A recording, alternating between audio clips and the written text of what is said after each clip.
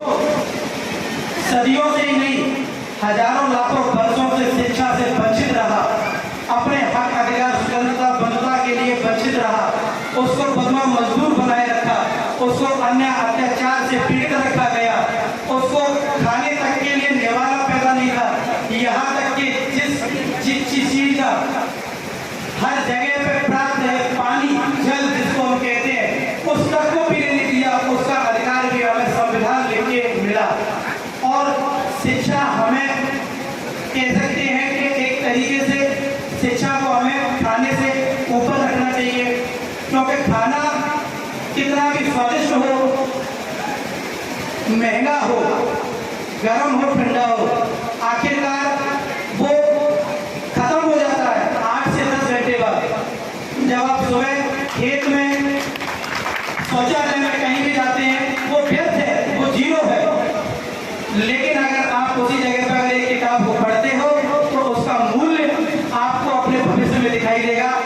इसकी वजह आप समझते हैं, आज शिक्षा की बदौलत ही हमारे समाज के लोग, बच्चे IAS IPS बनते हैं, पटवारी बनते हैं, टीचर बनते हैं, पता नहीं क्या क्या बनते हैं। जितनी भी हमारे विभाग हैं देश के अंदर जो देश को चला सकते हैं, वो सभी में हमारे बहुजन समाज के बच्चे आज हैं। शिक्षा इसलिए भी जरूरी है कि हमें अगर मनुष्य के रूप में अगर जीवन मिला है तो हमें सिर्फ खाना खा के मरने के लिए नहीं मिला है, क्योंकि ये काम तो जानवर भी करता है। मनुष्य के रूप में हमें इसलिए जीवन मिला है क्योंकि हमें शिक्षा ग्रहण करनी है, हमें अपने आप को बदलाव लाना है, अपने समाज में बदलाव लाना है और अपने देश के विकास के लिए कुछ करके जाना है। शिक्षा इसलिए भी जरूरी है। इसी बात को कहते हुए मैं अपनी बाड़ी को विराम देता हूँ, लेकिन उससे पहले 2 मिनट में और लूँगा युवाओं के लिए। एक समय ऐसा था जब इस देश में कोई भी जंग हथियारों से लड़ी जाती थी।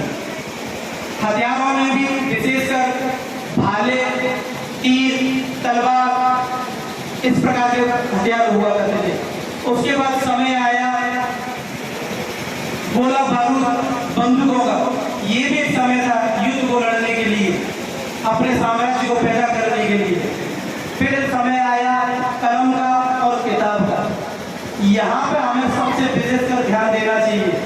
जब समय कलम और किताब का है तो मेरे देश का बहुजन समाज का युवा कुछ चंद लोगों के पैगामे में आके हथियार उठा रहा है, ये बहुत ही गलत है।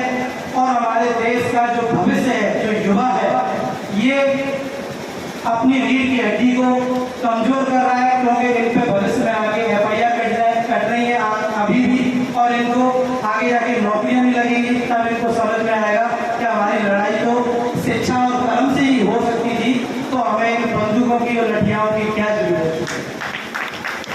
जय भीम, जय भारत।